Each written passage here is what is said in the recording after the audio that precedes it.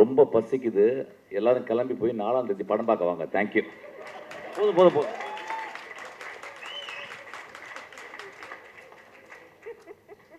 Thank you. Please வாங்க. 4ஆம் தேதி படம் பார்க்க வாங்க. ஹலோ, கேட்குதா?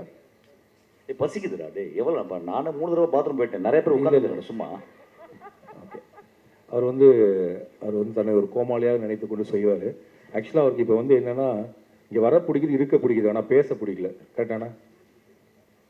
அப்படி இல்லடா, பயங்கரமாவே பசிக்குது. இல்லை, எல்லாத்துக்குமே தான் பசிக்குது. இந்த ராம் படம் பண்ணா மட்டும் 12 மணி வரைக்கும் நடத்துனாங்க. வாழை 1:30 மணி வரைக்கும் நடத்துனாங்க. நாளா 3 மணிக்கு வெளியே போயிடணும்னு நினைக்கிறேன். இல்ல என்னன்னா, அந்த நிகழ்ச்சிக்கே கடைசியா வந்தது. அதாவது நான் ஆக்சுவலா யூரோப் போக வேண்டியது கேன்சல் பண்ணிட்டு இந்த ராஸ்கல்னால. இல்ல யூரோப் அது கத்தார்ல குண்டு போட்டானா என்ன? இவனுக்காக வந்திருக்கேன். இவன் கூப்பிட்டு வராமன்னு சொல்லவே முடியாது. ஆக்சுவலா என் படத்துக்கு கூட நான் போகாம தான் தானு சார் ஒத்துப்பாரு. இவன் படத்துக்கு வராம இருக்க முடியாது. நீ மிரட்டுறான். ஆக்சுவலா துப்பாக்கி வச்சு மிரட்டுறான். எனக்கு தெரியும் எல்லாருக்கும் ரொம்ப பசிக்குதுன்னு. நான் ரொம்ப நேரம் இந்த பூவை பார்த்துக்கிட்டு இருந்தேன். ஒரிஜினல், இது வந்து டூப்ளிகேட்டு. ஒரிஜினல் பூவை பார்த்துக்கிட்டே இருந்தேன் ரொம்ப நேரம். ரொம்ப நாளைக்கு அப்புறம் சூரியகாந்தி ரொம்ப பக்கத்தில் பார்த்த மாதிரி இருந்துச்சு. ஒரு சூரியகாந்தி போல் இந்த படம். அந்த படத்தை வந்து பாருங்கள், அந்த பூவை பாருங்கள். தேங்க்யூ. தேங்க்யூ. ஆனால் ஒரு ஃபோட்டோ கடைசி இதுதான் ஆடியோ லான்ச். பாலாண்ணா ப்ளீஸ். பாவீங்களா?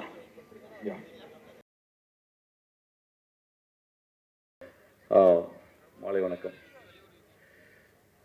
ராம் பற்றி நிறைய பேசியாச்சு. I think it's one of the best occasion நினைக்கிறேன் எனக்கு. ஏன்னா வந்து ஒரு மகா மனிதரை, ஒரு எக்ஸ்ட்ராடனரி கலைஞனை அறிமுகப்படுத்தப்படி, அவர் அறிமுகப்படுத்தல, இந்த உலகமே தெரியும், தமிழ்நாட்டில் இருக்க எல்லாருக்குமே தெரியும். அவர் ஒரு எக்ஸ்ட்ராடனரி சிங்கர். ஒரு கர்நாடக சங்கீதத்தில் ஒரு பெரிய ஜீனியஸை தொட்டவர் அவர். இந்த படத்தில் நானும் ஒரு பாட்டு பாடினேன். இப்போ பாட்டு பாடும்போது ஒரு டியூன் போட்டுகிட்டே இருந்தாங்க. டியூன்னா ஒரு பாட்டு கேட்டுச்சு. நான் உடனே என் திரும்பிட்டே இதை வந்து சஞ்சய் பாடினா நல்லாயிருக்கும் அப்படின்னு சொன்னேன். அதை கேட்டு ராம் சொன்னான், சார் நாங்களும் அதான் சார் யோசிச்சுருந்தோம் அப்படின்னா. அப்போ சொன்னால் எப்படி சார் ரீச் பண்ணுறது? நாங்கள் டெய்லி நைட்டு மீட் பண்ணுறோம்டா எங்கள் ஆஃபீஸில், அவர் வீட்டில் இருக்கேன். அப்புறம் உடனே கால் பண்ணி உடனே சஞ்சய் நீங்கள் இந்த படத்தை பாடணும் அப்படின்னு சொன்னேன். உடனே அவர் ஒத்துக்கிட்டாரு.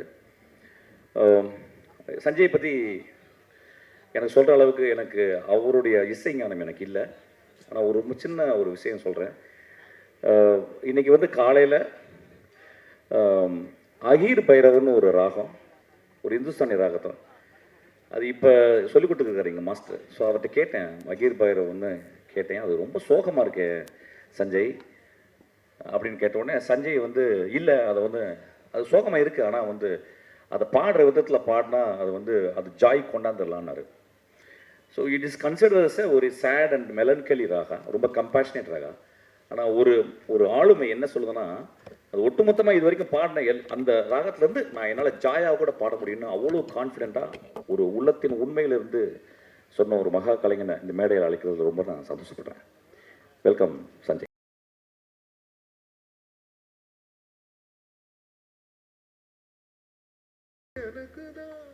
எல்லோருக்கும் வணக்கம்.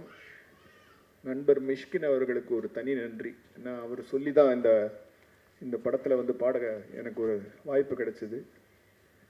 இது என்னென்னா, அவங்க கூப்பிட்ட உடனே நான் போய் ரெக்கார்டிங்கில் உட்காந்த உடனே அவர் என்கிட்ட ஒரு வார்த்தை சொன்னார், ராம் சார் மொத்தம் 23 பாட்டு இருக்குது அப்படின்னாரு. நான் உடனே சார் இது பக்தி படம் இல்லையா அப்படின்னு ஒரு தடவை கேட்டுக்கிட்டேன். ஏன்னா அப்போ அந்த விபரநாராயணில் 40 படம் அப்படி இப்படின்னு சொல்லுவாங்க, அதுக்காக. அப்புறம் நம்ம நண்பர் சந்தோஷ் தயாநிதி சும்மா ஒரு 3 நாளில் ஒரு 20 பாட்டு போட்டிருக்காரு. ஆக்சுவலாக ரொம்ப ஒரு பெரிய காரியம் பண்ணியிருக்காரு. அது மட்டும் இல்லை, ஒரு பாட்டும் அப்படியே தூக்கி நிற்கிற மாதிரி ஒரு அற்புதமான ஒரு கலைஞர். அவர் ரொம்ப ஈஸியாக ரொம்ப நான் கேட்ட உடனே, நான் போன உடனே தான் பாட்டை கேட்ட உடனே ரொம்ப ஒரு ஹாண்டிங் மெலடி, அதாவது திருப்பி கேட்ட உடனே திருப்பி ஒரு தரம் பாடணும்னு தோணக்கூடிய ஒரு தன்மை இருக்கக்கூடிய ஒரு பாட்டு. அவருக்கு அந்த ஒரு இயற்கை அவருக்கு கிடைச்சிருக்கு. அது ரொம்ப கஷ்டம், கலைஞர்களுக்கு அது கிடைக்கிறது கஷ்டம். அவருக்கு இன்னும் மேலும் மேலும் பல வெற்றிகள் வரணும்னு வாழ்த்துறேன். நான் ராம் சாரோட ஒரு பெரிய ஃபேன். எல்லா படங்களையும் பார்த்துருக்கேன், ரொம்ப பிடிக்கும். அதுவும் இந்த பாட்டு பாடணும்னு அவர் சொன்ன உடனே 2 நாள் உட்காந்து இன்னொரு தரம் அவர் படத்தில் போய் பார்த்தேன். அதுக்காக பாட்டில் ஒன்றும் சேஞ்ச் இல்லை, அவங்க சொன்னது தான் பாடினேன். பட் படத்தை இன்னொரு தரம் பார்த்தேன். ரொம்ப அவருடைய ஒரு ஃபேன்னா. அது மட்டும் இல்லை, பாடி முடிச்சுட்டு ரொம்ப நேரம் பேசிக்கிட்டு இருந்தோம். நிறைய விஷயங்கள் பரிமாறினோம், பேசினோம். அதில் வந்து நிறைய விஷயங்களில் ஒத்து போச்சு எங்கள் 2 பேருக்கும். அதனால் அவருடைய படம், இந்த படம் வந்து ஒரு பெரிய வெற்றி அடையும். ஏன்னா இன்றைக்கி அவர் மிஷ்கின் வந்து ஆகிர் பைரவ் சோகமான ராகம், அதுக்கு வந்து ஒரு ஜாய் கொடுக்கலாம் அப்படின்னாரு. இப்போ எனக்கு ஒன்று தோணித்து, இவங்கெல்லாம் பேசுகிறத பார்த்தா ராம் சார் வந்து காமெடி எடுத்துட்டார் அப்படின்னு சொல்லுவாங்க. அந்த மாதிரி யாராலையும் எதை வேணாலும் செய்ய முடியும், கலைஞனாக இருந்தால் போகிறோம், அவ்வளோதான். அதை வந்து இன்றைக்கி இவங்க பேசுகிறத வச்சு அவர் நிரூபிச்சிட்டாருன்னு தெரியறது ரொம்ப சந்தோஷம். படம் வெற்றி அடைய என்னுடைய வாழ்த்துக்கள்.